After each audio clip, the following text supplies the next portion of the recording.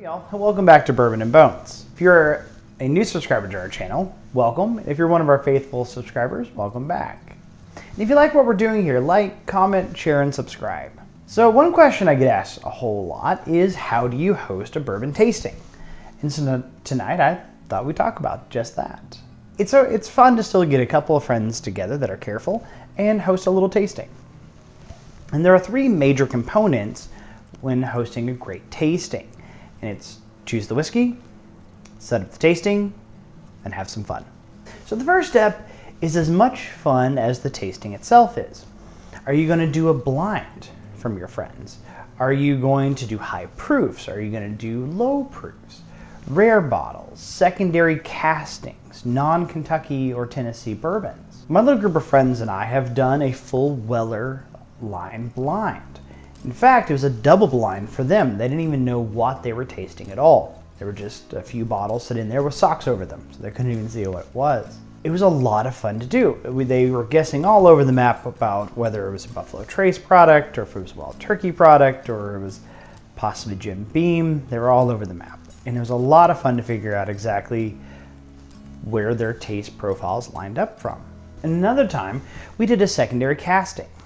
And that's where a whiskey, a bourbon or a rye, goes into a second barrel a second time and gets additional flavors from there. And that was a fun night too. And I have a few more ideas for them lined up as well, and it's always fun to kind of have those ideas in your mind. So picking a theme is fun, and doing a blind is fun. But what if you don't like blinds or have no one help you set it up? And so you'd be basically setting a blind for everyone else but not for yourself. Then don't do a blind. Set up a few bottles that you want to go with and just go over them. So you get your bottles selected and ready. Next, step 2 is you need only just a few things really. The big thing is glassware. Now, a lot of us don't have a lot of Glens or a lot of sampling glasses that you like to drink from. It's okay to ask people to bring some over. Like, I'm sure everybody's got their favorites. Just tell everybody to bring a few over. You don't have to provide all of the glassware yourself for a tasting. But if you want to go really fancy, you can always get and print up one of these. It is a bourbon tasting sheet. It gives you options for how many glasses you're going to have. And right in the middle, and for me this is a really good one, is your bourbon flavor wheel. And so they can write down a little bit of flavor profiles, what they're tasting on the sides there. But the big thing about a flavor wheel, in fact, I even use one of these on the show, and you can actually go this at the very beginning of the tasting because it's a lot of fun. You say you're tasting something kind of spicy, and it's kind of a brown spicy, and you can look, it's pepper or clove, cinnamon or coffee. What these tasting wheels do is to help you develop words to what you're tasting. Because a lot of times you're like, oh, I taste something woody, but I'm not sure what it is. And you look and kind of go, is it wood? Is it nut? If it is kind of more nutty, is it peanuts? Is it pecans? Is it almonds? And you can kind of help build that off. And so you can have a really fun conversation about what you're actually tasting. So to quickly recap, what you're going to need is whiskey to taste, glasses to drink from, paper to let people write things down with, and pens. And these can even be blank pieces of paper. It's up to you. And the third most important part of a tasting is to have fun. And I kind of feel like that should be obvious thing to say. Sometimes it isn't. Sometimes you get really pulled into the idea of, oh, I want to do a really in-depth, lots of writing, lots of analysis tasting. It doesn't flow that way. And that's okay. And other times you think it's going to be a little more casual. People are really going to want to really dig into the flavor profiles. It depends on who you invite. It also just kind of depends on the evening. And it's okay to just let the evening flow. And that's another fun part about it. It's still just sharing bourbon. So just to tell you about 2 different tastings I've been to before, one was with a friend of mine, like I said before, when we did the secondary castings. And that night we were really focused. We sat down and we had notes and we really talked about it. We ranked them and then we did the big unveiling. And it was a lot more structured than we tend to do normally. But it was a really nice change of pace for us. And another tasting I was invited to, but declined, was going to be held at a restaurant by a local-ish group. And they wanted to blind Maker's Mark Evan Williams Single Barrel, Woodford Reserve, and Jim Beam Black. All for $80 for a half-ounce pour of each. Now, if I went to someone's house and this is what they had, it'd be a great tasting. It'd be fun to blind those, to see which one really pulls out in front. But if you're gonna charge someone money, those aren't fun.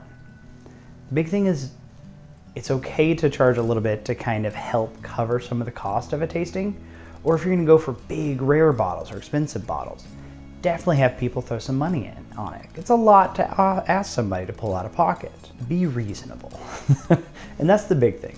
It is for fun. It is, and if some of the money went to charity, that's a different thing. I know several groups that do that a lot. And that's still fun, because you're still with people who love bourbon and want to help make the world a better place.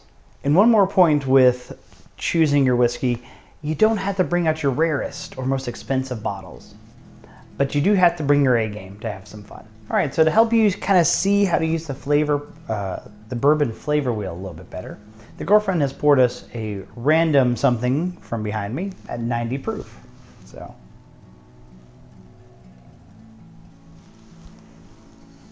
on the nose, I'm getting something kind of spicy, kind of gets a little bit more savory, and into a little bit of that herbal category. And definitely something sweet, perhaps butterscotch or maple syrup, somewhere in that range.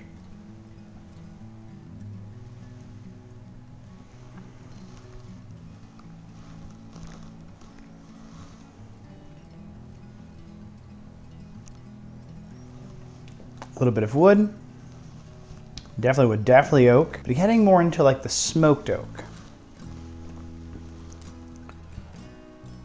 Something a little fruity, but I'm not sure yet. Perhaps a berry,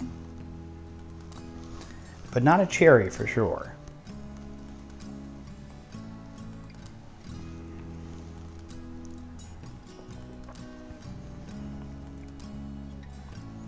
Definitely caramels and vanillas.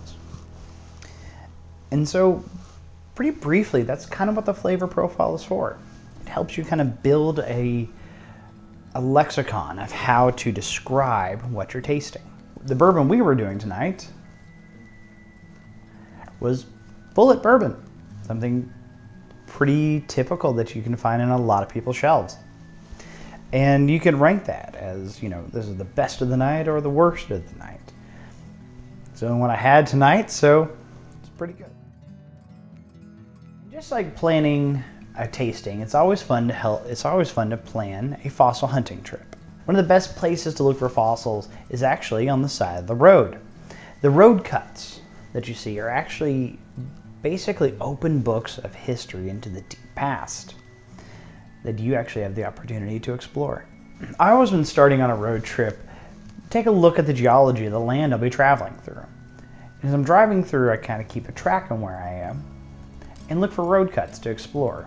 And I always try to be safe about it. What's funny is sometimes even the police swing by just to check up on you and see what you're doing. And most of the time they're actually pretty interested in what you're doing rather than being upset with you. I've only had one or two ever to tell me to move along, and 2 or 3 have actually helped me find fossils before. I just thought it was fascinating. At the time I was with the Paleontological Society in Kentucky, and we even gave them a couple samples just so they had a good story from their day. And all you really need is a good pair of shoes, a bucket, and a hammer. And perhaps even some containers to just help protect some of the more delicate specimens you find. Some paper towels, things like that. It's a pretty easy setup and a fun way to explore. You can also look for known fossil sites. Just a quick Google search in your area can help provide some of those. It's really easy to do. It's really easy to get started. You don't have to have a degree. You don't have to have a lot of background. You just have to have a little bit of curiosity and a little bit of patience, just stumbling around a bunch of rocks and seeing what shows up. So tonight we've talked a lot about planning and planning to share bourbon, planning to share possibly a fossil hunting trip with someone. But the biggest thing is that it's a shared activity. It's something you get to do with people. Because bourbon and fossils are always meant to be shared. And so with that, share bourbon with someone. Good night.